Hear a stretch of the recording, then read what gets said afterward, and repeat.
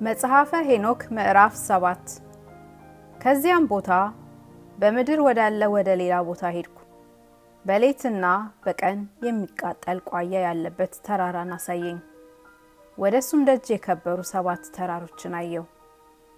ያየሁትም ሁሉ አንዱ ካንዱ ልውጥ ነው። ያማሩና የከበሩ ድንጋዮችንም አየሁ። ሁሉም የከበረ ነው። መልካቸው የበራ ነው፣ ፊታቸውም ያማረ ነው።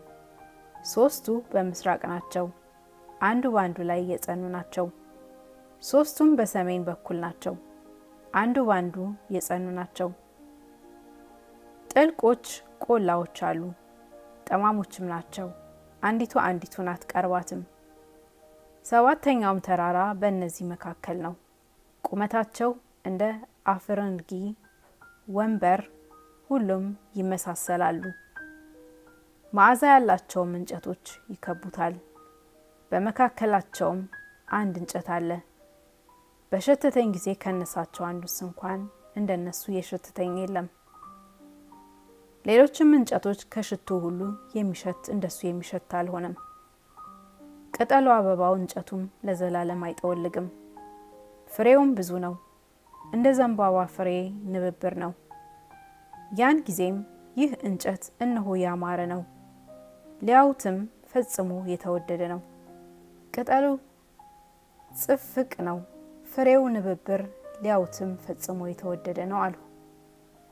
የዚያን ጊዜ ከኔ ጋራ ያለ በላያቸው የተሾመ ፈጽሞ ከከበሩ ከመላእክት አንዱ ሚካኤል መለሰልኝ። ሄኖክ የዚህን እንጨት ሽታ ነገር ምን ትጠይቃለህ? ልታውቅስ ምን ትመረምራለህ? አለኝ። ያን ጊዜም እኔ ሄኖክ እንዲህ ብዬ መለስኩለት፣ የእንጨቶቹን ሁሉ ነገር ላውቅ እወዳለሁ፣ ይልቁንም የዚህ እንጨት ነገር ላውቅ እወዳለሁ አልሁት።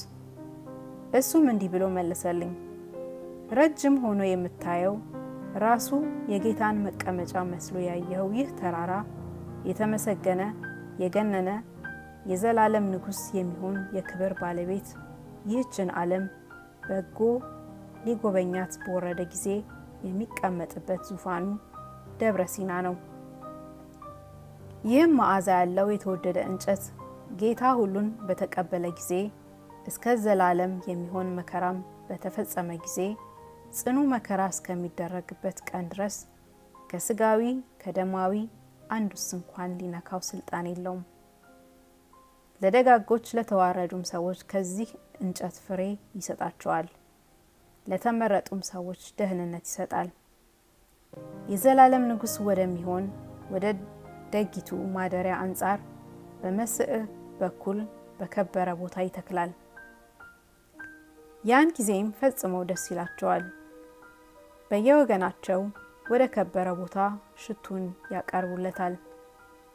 አባቶችህ ብዙ ዘመን እንደኖሩ እነሱም በዚህ ዓለም ብዙ ዘመን ይኖራሉ። በዘመናቸውም መከራና አዘን መቅሰፍትና ድካምም አይዳስሳቸውም አያገኛቸውም። እንደዚህ አድርጎ ወዳጆቹ ለሆኑት ሰዎች አዘጋጅቷልና እንደዚህ አድርጎ ፈጥሮ ይሰጧቸዋል ብሏልና የዘላለም ንጉሥ የሚሆን የክብር ባለቤት ጌታን አመሰገንሁት አለ። ከዚያም ተነስቼ ወደ ምድር መካከል ሄድሁ።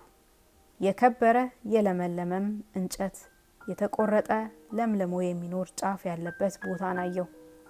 ከነዚህ አንዱ ሐዋርያት ናቸው። በዚያም ቦታ የከበረ ተራራን አየሁ። በተራራውም በታች በምስራቁ አንጻር ውሃ አለ። የሚፈሰውም ወደ ሰሜን ነው፣ ትምህርት ነው። በምስራቅም በኩል ከዚህ የሚበልጥ ሌላ ተራራን አየሁ። በመካከላቸውም ትልቅ ቆላ አለ። አሕዛብ ናቸው፣ ስፋት የለውም፣ ስፉህ አእምሮ የላቸውም። ውሃውም ለእሷ እንደፈሰሰ ወደ ተራራው ይፈሳል። ትምህርቱ ለእስራኤል እንደተነገረ ለአሕዛብ ይነገራል።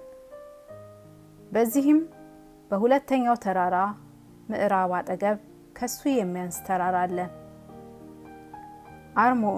አርሞን ኤም ነው፣ ርዝመት የለውም። በመካከሉም በበታች ቆላ አለ። በ3ቱ ተራሮች ዳርቻ አጠገብ ጥልቅ የሆኑ የደረቁ ሌሎች ቆላዎች አሉ። ቆላዎቹ ሁሉ ጥልቆች ናቸው። ስፋት የለውም። የጽኑ ደንጊያ የተገኘ ጽኑ አለት ድንጋይ አለ።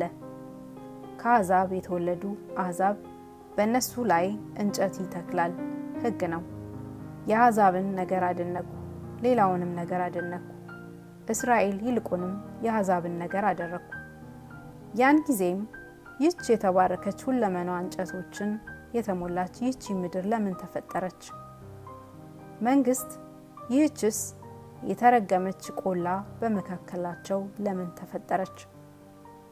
ያን ጊዜም ከኔ ጋር ያለ ከከበሩ ከመላእክት አንዱ ኡራኤል መለሰልኝ፣ ይህች የተረገመች ቆላ እስከ ዘላለሙ ሊኖርባት ለተረገሙ ሰዎች ተፈጠረች አለኝ።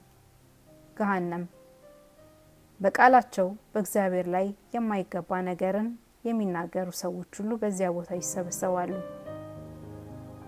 በጌትነቱ ጭንቅ ነገርን ስለተናገሩ በዚያ መላእክት ይሰበስቧቸዋል። ቦታቸውም ይህ ነው። በፍጻሜ ዘመን ለዘላለሙ በጻድቃን ፊት በእውነት የሚቀበሉት መከራቸው ምሳሌ በእነሱ ይሆንባቸዋል። ለሰው የሚያዝኑ የሚራሩ ጻድቃንም ለዘላለም የሚነግስ የክብር ባለቤት ጌታን በዘመኑ ሁሉ በዚያ ቦታ አመሰገንሁት።